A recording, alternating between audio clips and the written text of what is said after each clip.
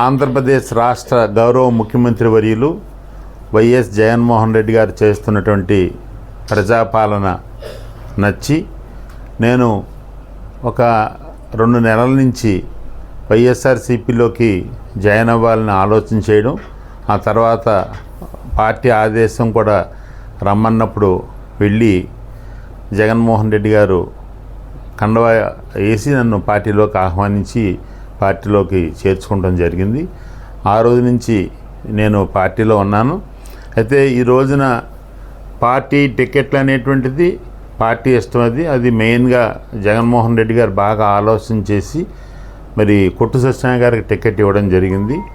ఇది కొట్టు సత్యనారాయణ గారికి టికెట్ ఇచ్చిన తర్వాత జగన్మోహన్ రెడ్డి గారు 1-2 సార్లు నాతో మాట్లాడడం, ఈరోజు ఉదయం కూడా రమ్మని ఫోన్ చేస్తే నేను కూడా వెళ్ళి సీఎం గారిని అలాగే మిథున్ రెడ్డి గారిని కలవడం, ఏ విధంగా చేయాలి ఏంటి అన్నీ కూడా సీఎం గారు చెప్పడం జరిగింది. ఈ యొక్క కార్యక్రమం ఎన్నికల నిర్వహణ కార్యక్రమం ఏదైతే ఉంటుందో అది పార్టీ ఆదేశాల మేరకు కొట్టు సత్యనారాయణ గారితో ఇక్కడ ఉన్నటువంటి వైఎస్ఆర్ కాంగ్రెస్ పార్టీ నాయకులు అందరూ ఏ విధంగా అయితే షెడ్యూలు నిర్ణయిస్తారో ఆ షెడ్యూల్ ప్రకారం ప్రతిరోజు నేను కొట్టు సత్యనారాయణ గారితో పాటు ఇక్కడ ఉన్నటువంటి పార్టీ పెద్దలతో పాటు ప్రచారంలో నేను పాల్గొనడం జరుగుతుంది తప్పనిసరిగా. అలాగే మనకు ప్రధానంగా ఏంటంటే ఎంపీ క్యాండిడేట్ కూడా ప్రోగ్రాము మరి ఎన్ని రోజులు ఇక్కడికి రావడం జరుగుద్దో సత్యనారాయణ గారు వారితో మాట్లాడి కొన్ని డేట్లు తీసుకుంటారు. ఆ డేట్లలో మనం ఎక్కడెక్కడ ఆవిడ ప్రోగ్రాం పెట్టాలనేటువంటిది నేను కూడా కొంచెం నాకున్న ఆలోచన ప్రకారం అక్కడ పెట్టి కొద్ది సక్సెస్ఫుల్గా మనం పెద్ద ఎత్తున ప్రజల్లోకి మళ్ళీ వెళ్ళేటువంటి కార్యక్రమం.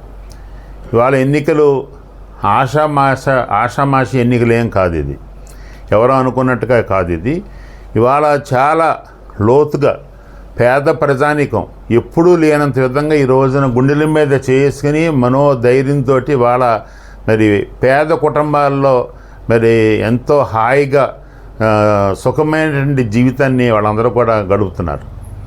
ఒకసారి మనం అందరూ ఆలోచించవలసింది ఏంటంటే 2019 నుంచి 2024 వరకు జగన్మోహన్ రెడ్డి గారి పాలనలో దగ్గర 2 సంవత్సరాలు ప్రపంచం అంతా ఎంతో బాధపడిపోయి కొన్ని వేల లక్షల మంది మరణించినటువంటి కరోనా స్టార్టింగ్ నుంచి కరోనా వెళ్ళిపోయిన తర్వాత ఈ రోజు కూడా కరోనా వచ్చి తగ్గి అలాగే ఆ వ్యాక్సిన్ వేయించుకున్న వాళ్ళు కూడా అనేక బాధలతో ఇబ్బందులతో హార్ట్ ప్రాబ్లమ్స్ తోటి ఇబ్బంది పడుతున్నారు.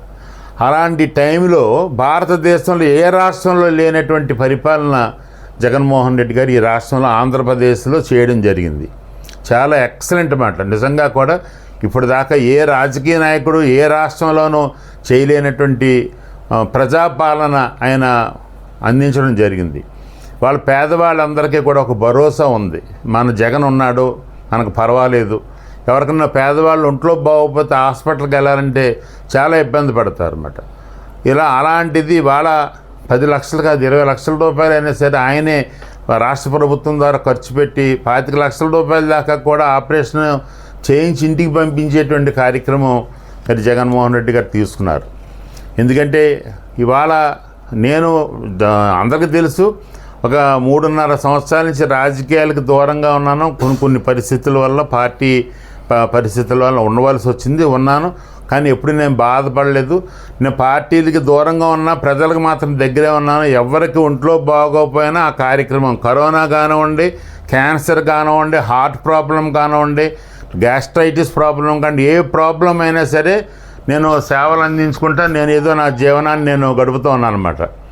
అదేవిధంగా రేపు కూడా ఏంటంటే ఒకవేళ నేను కొట్టు సత్యనారాయణ గారితో ఎలక్షన్స్లో తిరిగిన ఎవరికైనా ఒంట్లో బాగోవాలి అంటే నేను దగ్గరుండి ఆ కార్యక్రమాన్ని చేయడం జరుగుతుంది. ఎన్నికలకి దీనికి సంబంధం ఉండదు. ఎందుకంటే అందులో నేను కొంచెం డెడికేటెడ్గా ఆ సేవలు అందించేటువంటి కార్యక్రమంలో ప్రధానంగా ఈ రోజు ఏంటంటే రాష్ట్రంలో ఎన్నికలు జరుగుతున్నాయి. ఒకవైపున అసెంబ్లీకి ఒకవైపున పార్లమెంటుకి కూడా ఎన్నికలు జరుగుతున్నాయి. కాబట్టి ఇది రాష్ట్ర దేశ భవిష్యత్తుని నిర్దేశించేటువంటి 5 సంవత్సరాలది కాదు ఇది, రాబోయే 25 సంవత్సరాలకి నిర్దేశించేటువంటి ఎన్నికలు ఇది. అందుగురించి జగన్మోహన్ రెడ్డి గారు తిరిగి మళ్ళీ ఎన్నిక కావాలి, ఈ రాష్ట్రానికి మళ్ళీ రెండోసారి ముఖ్యమంత్రి కావాలి ఆయన. అదేవిధంగా ఇదే విధంగా సంక్షేమ కార్యక్రమాలు ఇప్పుడు ఎక్కడ చవి చూడనటువంటి సంక్షేమ కార్యక్రమాలు చేశారాయన, చేస్తున్నారు. రేపొద్దున మళ్ళా సంక్షేమ మరియు అభివృద్ధి కార్యక్రమాలు కూడా చేస్తారైనా గ్యారంటీగా. ప్రజలందరూ ఓటర్లందరూ ఆ నమ్మకంతో, ప్రధానంగా ఏంటంటే సంక్షేమం ఓటే చేశారంటున్నారు. అసలు చేసేవాడు ఏదో ఒకటి చేస్తాడు, చేయనోడు ఏది చేయడు, చేయనోడికి ఏది ఇబ్బంది ఉండదు. చేస్తున్నాడు కాబట్టి ఏంటంటే సంక్షేమం ఓటే చేశారు, అభివృద్ధి కొద్దిగా చేశారంటున్నారు. ఇవాళ అనేక జిల్లాల్లో కనుక చూస్తే సంక్షేమ అభివృద్ధి కార్యక్రమాలు కూడా జరిగినాయి, ఇక్కడ కూడా జరిగినాయి. అదేంటంటే మా పార్టీ ప్రజల్లోకి లోతుగా తీసుకెళ్ళలేకపోయిందన్నమాట ఆ కార్యక్రమాలని, అభివృద్ధి కార్యక్రమాలని. దయించి నా కోరిక ఏంటంటే అందరినీ కూడా ఎలక్షన్ స్టార్ట్ అయిన తర్వాత రోజు రోజుకి కూడా మా యొక్క ప్రచారం కొంచెం ప్రజల్లోకి లోతుగా వెళ్ళడం, అసలు రాష్ట్ర ప్రభుత్వం జగన్మోహన్ రెడ్డి గారు ఏం చేయబోతున్నారు అనేటువంటి కార్యక్రమాలను ప్రజల్లోకి లోతుగా తీసుకెళ్తాం. పుట్ట సత్యనారాయణ గారు, నేను, ఇక్కడ ఉన్నటువంటి పెద్దలు, నాకు ఫస్ట్ నుంచి ఏంటంటే బొలుసులు గారు ఫస్ట్ నుంచి కూడా మా శ్రేయస్ కోరేటువంటి వ్యక్తి అయినా నాకు 10 రోజుల నుంచి ఆయన టచ్లోనే ఉన్నారు, మన గుండుమొగలు బొలుసులు గారు. అలాగే బొలుసులు గారు, అలాగే మనకి ఏంటంటే ఇంకా చాలామంది పెద్దలను తెచ్చుకోవాల్సిన అవసరం ఉంది, అలాగే కొంతమంది నాయకులను కూడా తెచ్చుకోవాల్సిన అవసరం ఉంది. అలాగే ఇప్పుడు కనకసుందరం గారు కూడా పార్టీలో ఉన్నారు కాబట్టి ఆయనకు కూడా ఈ కాన్స్టిట్యున్సీ మీద